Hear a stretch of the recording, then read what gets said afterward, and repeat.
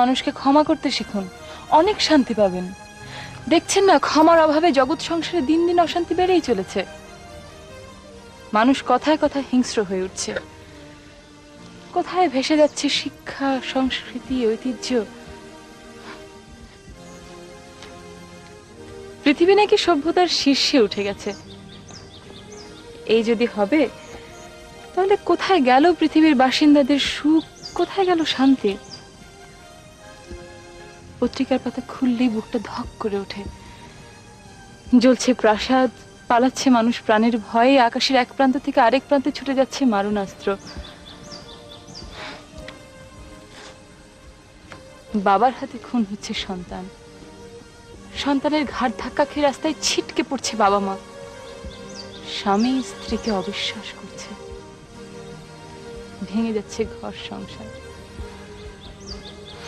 বলতে পারেন ডক্টর আনিস, এসবের শেষ কোথায়?